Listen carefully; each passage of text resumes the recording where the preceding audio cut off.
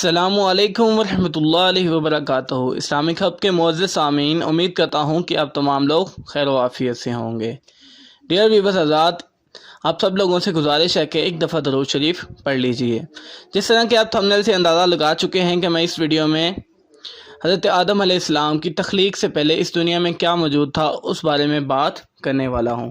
تو جس طرح کہ آپ سب لوگ جانتے ہیں کہ اللہ تعالیٰ نے بنی نوع انسان کی رہنمائی کے لیے کم و بیش 1,24,000 انبیاء کرام علیہ السلام کو مبعوث فرمایا۔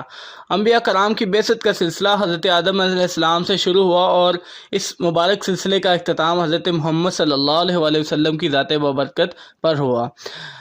آسمان دنیا کی گہما گہمی کسی بڑی خبر کی نوید سنا رہی تھی۔ جو وقت گزرتا جا رہا تھا، تسبیح و تحلیل میں مصروف فرشتوں کے تجسس اور بے چینی میں اضافہ ہوتا جا رہا تھا۔ نظریں بیت المعمور پر تھیں اور کان اللہ کی پکار کے منتظر۔ بالآخر انتظار کی گھڑیاں ختم ہوئی اور رب ذوالجلال کرام کا حکم فضا میں بلند ہوا۔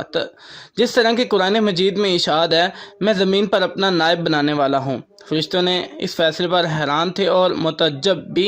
ان کا خیال تھا کہ جنات کی طرح یہ بھی زمین پر لڑائی جھگڑا اور فساد کریں گے۔ اس سے ثابت ہوتا ہے کہ حضرت آدم علیہ السلام کی تخلیق سے پہلے زمین پر جنات کا بسیرا تھا۔ چنانچہ انہوں نے اس فیصلے کی حکمت معلوم کرنے کی غرض سے ڈرتے ڈرتے عرض کیا، اے ہمارے رب، ایسے شخص کو کیوں پیدا کرتا ہے جو زمین میں فساد کرے اور خون بہائے؟ ہم تیری تسبیح اور حمد پاکیزگی بیان کرنے والے ہیں۔ اللہ تعالیٰ نے فرمایا، جو میں جانتا ہوں وہ تم نہیں جانتے۔ اور اس کے بعد حضرت آدم علیہ السلام کی تخلیق کا سلسلہ شروع ہوا۔ اس سے پہلے حضرت آدم علیہ السلام کی تخلیق سے پہلے دنیا پر یعنی کہ زمین پر جنات آباد تھے اور ہر طرف خون ریزی ہی خون ریزی تھی، یعنی کہ جنات میں نیک جنات بھی تھے اور بد نیک بھی۔ اللہ تعالیٰ نے حضرت جبریل علیہ السلام کو حکم دیا کہ قرۂ ارض سے مٹی لے کر آؤ۔ تو حضرت ابو موسیٰ اشعری سے روایت ہے کہ نبی کریم صلی اللہ علیہ وسلم نے ارشاد فرمایا، اللہ تعالیٰ نے حضرت آدم علیہ السلام کو ایک مٹھی خاک سے پیدا فرمایا۔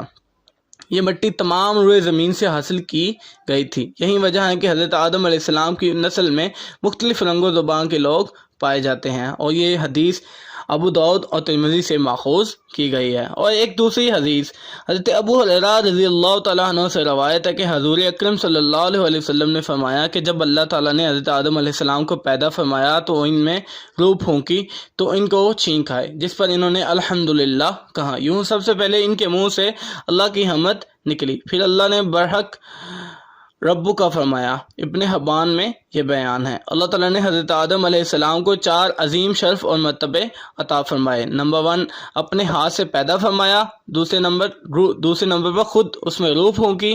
تیسرے نمبر فرشتوں کو سجدہ کرنے کا حکم دیا، اور 4، تمام ان اشیاء کے نام یعنی کہ اشیاؤں کے نام یاد کروائے جو زمین پر استعمال ہونے والی تھی۔ اور اس کے بعد اللہ تعالیٰ نے حضرت آدم علیہ السلام کو فرشتوں کو حکم میں سجدہ کرنے کا حکم دیا، اور فرشتوں نے حضرت آدم علیہ السلام کو سجدہ بھی کیا۔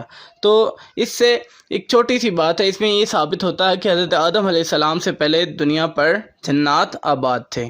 تو یہ تھی ہماری آج کی ویڈیو۔ امید کرتا ہوں کہ آپ تمام لوگوں کو پسند آئی ہوگی۔ اگر ویڈیو پسند آئی ہے تو ویڈیو کو لازمی شیئر کیجیے اور اپنی رائے کمنٹ باکس میں ضرور دیجیے۔